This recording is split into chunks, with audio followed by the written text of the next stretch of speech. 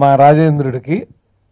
అతనికి ఎంత ఇష్టమో మేమంటే, అన్నయ్య అని ఎంత ఆప్యాయంగా పిలుస్తాడు.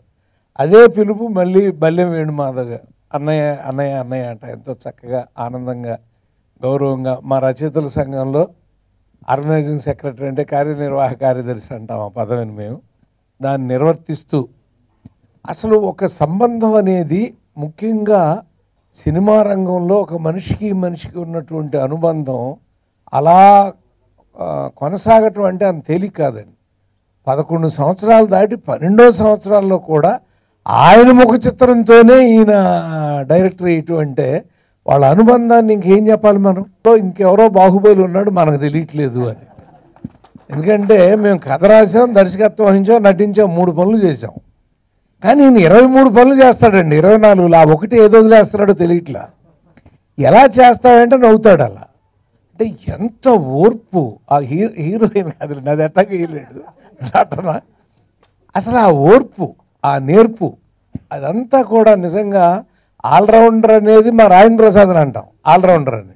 ఇప్పుడు ఈయన చిన్న మినీ సినిమాలకి ఈయన పెద్ద ఆల్రౌండర్. 32 సినిమాలు తీశాడు.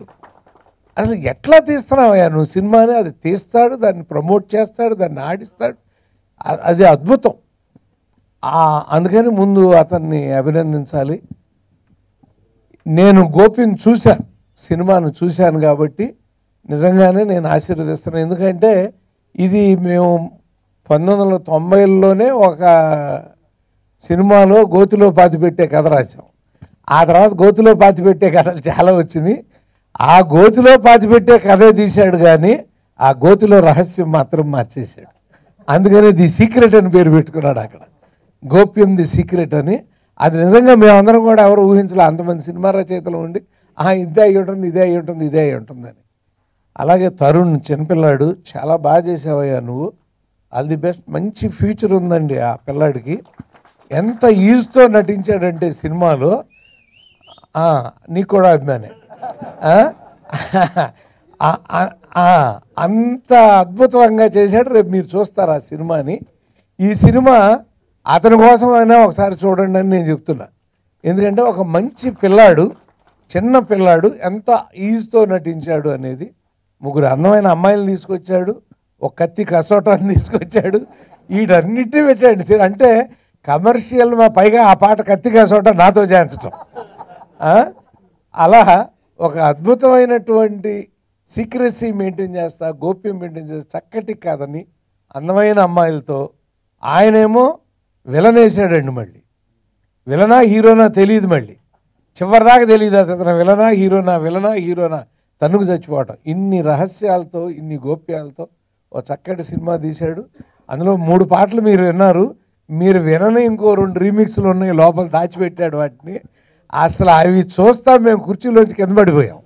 ఓ పాట అయితే ఈయన డ్యాన్స్ చేసింది, మొత్తం మా సంఘం కింద పడిపోయాం కుర్చీలో. అంత భయంకరంగా డ్యాన్సులు చేశాడు.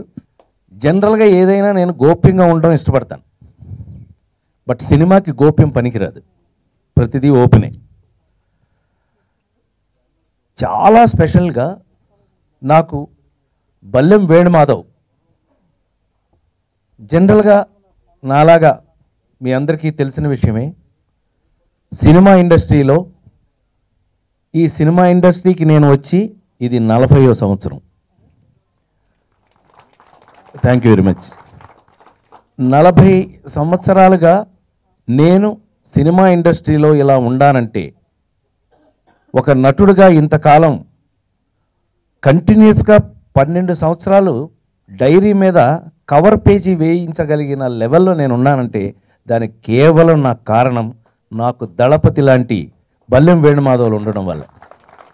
నేను తమ్ముడు అంటే చాలా మామూలుగా ఉంటుంది, బట్ నాకు తెలిసి నా ఫ్యాన్స్లో అన్నయ్య వాడు పోస్టర్ పెట్టలేదు, అన్నయ్య వాడు సినిమా తీసేస్తున్నాడు, వాడిని చంపేసినట్టే, వేసేస్తాను అన్నట్టే ఉంటుంది.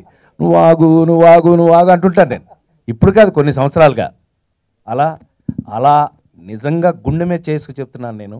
నాలాంటి నటుడు ఇంతకాలం పాటు, అఫ్కోర్స్ సరిగ్గా యాక్ట్ చేయకపోతే ఎప్పుడు పంపించేస్తారు ఇంటికి, అయినప్పటికీ కూడా సరిగ్గా యాక్ట్ చేసినా, సరిగ్గా వస్తున్నా, సరిగ్గా జీవితం నడుస్తున్నా కూడా ఆ జీవితం నడిపించేది మాత్రం బల్లెం వేణుమాధవ్ లాంటి వాళ్ళే.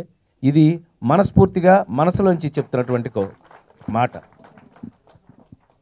ఇందాక లెక్క చెప్పారు, మా పరుచూరు గోపాలకృష్ణ అన్నయ్య చెప్పాడు చక్కగా ఎంత ప్రేమగా అన్ని విషయాల్ని డీటెయిల్గా చెప్పాడు. మళ్ళీ నేను చెప్పవలసిన అవసరం లేదు. అయినప్పటికీ కూడా నాకున్న అభిమానం ఏంటో చూపించుకోవటానికి అని చెప్పి ఎంత టెన్షన్గా వచ్చి, నాకు అదొక అలవాటు ఇప్పటికీ, అంటే 40 ఏళ్ళైనా టెన్షన్ పోలా. ఆయన ఇందాక అన్నాడు ఒక ఆయన, కథ రాస్తున్నప్పుడు అయినా టెన్షన్ పోలేదు అని. ఇవన్నీ పచ్చి నిజాలు. ఆ టెన్షన్ లేకపోతే ఇంత ఫ్రెష్గా పనిచేయలేం. ఎందుకంటే నాలాంటి యూత్, సారీ ఎందుకు అలా నవ్వడం, నన్ను చూసి హీరో ఇటు రావయ్య విజిల్, నేను మళ్ళీ చెప్తా తర్వాత. నిజంగా చూడండి, ఇద్దరిలో ఎవరు ఎంగా ఉన్నారు? సత్యం గుండె మీద చేసి చెప్పండి. సరదాగా అన్నాను. All the best, thank you very much. నిజంగా పరుచూరు గోపాలకృష్ణ గారు నువ్వు చాలా బాగా యాక్ట్ చేసావని చెప్పడం చిన్న విషయం కాదు. ఎందుకనంటే వారు ఈ సినిమా ఇండస్ట్రీలో సీనియర్ మోస్ట్ 300 సినిమాలు రాసిన రచయితలు నాకు తెలిసి ఇండస్ట్రీలో లేరు ఎక్కడ. అంత గొప్పవాళ్ళు నువ్వు చాలా బాగా చేసావని చెప్పడం, అది బ్లెస్సింగ్స్గా తీసుకుని ఇంకా కష్టపడి నువ్వు జీవితంలో ఇంకా చాలా బాగా, ఎందుకనంటే బల్యం చూస్తున్నాగా ఇందాక నుంచి ఎలా ఆర్గనైజ్ చేస్తాడో చూసావుగా, డైరెక్షన్ ఎలా చేసి ఉంటాడో అర్థమైపోయింది నాకు.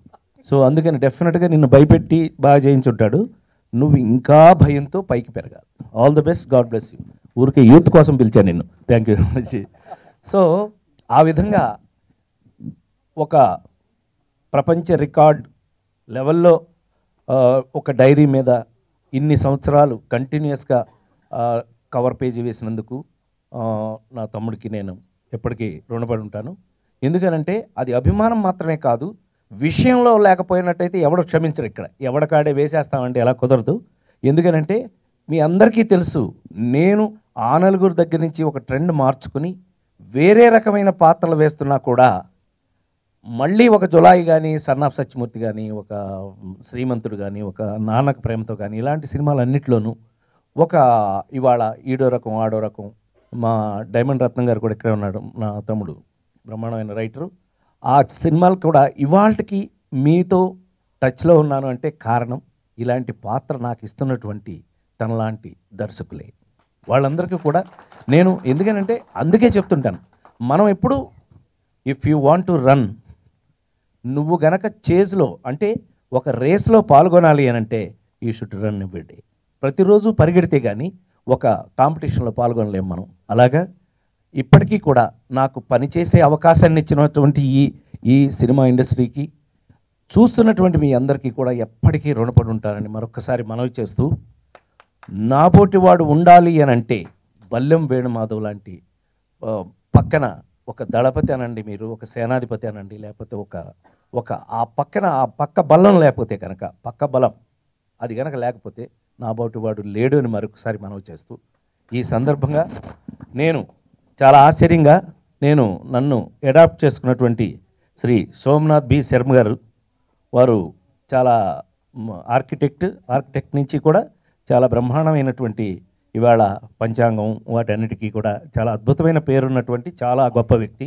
వారి సమక్షంలో కూడా ఇవాళ నేను ఈ స్టేజ్ మీద ఉండటం, వారి పక్కన కూర్చునే అదృష్టం కలగటం నిజంగా నా అదృష్టంగా భావిస్తూ, ఈ మంచి అవకాశాన్ని నాకు ఇచ్చినటువంటి మా బల్లెం వేణుమాధవ్కి మరొకసారి కృతజ్ఞతలు తెలియజేస్తూ, మరొకసారి మీ అందరికీ నిన్నే జరిగినటువంటి ఉగాది శుభాకాంక్షల్ని తెలియజేస్తూ, అంటే పెద్ద సినిమాలు ఎంత గొప్ప పొజిషన్లో ఇవాళ బాగుంటే ఆడతాయో, గోప్యం లాంటి సినిమాలు కూడా సినిమా బాగుంటే డెఫినెట్గా ఆడి తీరుతుంది. ఈ సినిమా డెఫినెట్గా పరుచూరు గోపాలకృష్ణ గారు చెప్పిన దాని ప్రకారం ఈ సినిమా తప్పకుండా బాగుండాలి. బాగుండుంటే మాత్రం డెఫినెట్గా ఇది గొప్పగా ఆడాలని, ఇలాంటి సినిమాలు గొప్పగా ఆడితేనే, ఒకప్పుడు రాజేంద్ర ప్రసాద్ ఇలాంటి సినిమాలు యాక్ట్ చేసి ఆడే ఇక్కడ దాకా వచ్చాడని మరొకసారి మీ అందరికీ మనవి చేస్తూ, గోప్యం సినిమా ఆడియో సందర్భంగా ఈ సినిమా విశేషాలన్నింటినీ కూడా పరుచూరు గోపాలకృష్ణ అనే చెప్పారు. వాటినన్నిటి కూడా నిజం కావాలని, అద్భుతంగా వాళ్ళు ఇంకా ఎన్నో గొప్ప సినిమాలు తీయాలని, వీలైతే నాతో కూడా సినిమా తీయప్పుడన్నా అవకాశం ఉంటే తీయండి. సో ఒక అద్భుతమైన కథతో మనం ముందుకెళ్ళాలని మనస్ఫూర్తిగా కోరుకుంటూ, సినిమాలో పనిచేసే యాక్టర్స్ అందరూ కూడా ప్రజల వినోదం కోసం చేస్తారు. రాజకీయాల్లో ప్రజల సేవ కోసం చేస్తారు. రెండు కూడా ఒక సేవనే, వినోదం కూడా ఒక సేవ లాంటిదే. సో ఈరోజు బల్లెం వేణుమాధవ్ గారి యొక్క పిలుపుకు ఇక్కడ నేను రావడం జరిగింది. మరి గోప్యం అనేటటువంటి సినిమా, నేను కూడా ఒక క్రిమినల్ అడ్వకేట్ని. సో ఈ క్రైమ్ స్టోరీస్ అనేవి కూడా నాకు చాలా ఇష్టము. సో ఆ గోప్యంలోనే ఒక క్రైమ్ డెఫినెట్గా దాగి ఉందని చెప్పేసి అంతవరకు మాత్రం గోప్యం బయటపడింది, అసలు స్టోరీ బయటపడలేదు. డెఫినెట్గా తరుణ్ యంగ్స్టరు, అదేవిధంగా ఇందిరా ఈ యొక్క దీంట్లో పనిచేసేటటువంటి మొత్తం యూనిట్ కూడా నేను నా తరఫు నుంచి అభినందన చెప్తున్నాను. అదేవిధంగా ఈ సినిమా మంచిగా నడవాలని చెప్పేసి ఇంతకుముందు రాజేంద్ర ప్రసాద్ గారు చెప్పినట్టు చిన్న సినిమాలు కూడా మంచిగా నడవాలనేటట్టుగా ప్రజలు కూడా కోరుతారు. మంచి సినిమా ఉంటే ఏదో పెద్ద సినిమాలే పెద్ద స్టార్లే నడుస్తాయని కాదు, చాలా సినిమాలు నేను పేర్లు బాగుండే ఇక్కడ నేను చూశాను. చిన్న చిన్న సినిమాలు కూడా మంచి కొత్త యాక్టర్స్తో కూడా 100 రోజులు ఆడినటువంటి ఒక మనకు కనబడతా ఉంది. Please subscribe. Please do subscribe. Please subscribe. Please subscribe. Please subscribe to our YouTube channel. All the best.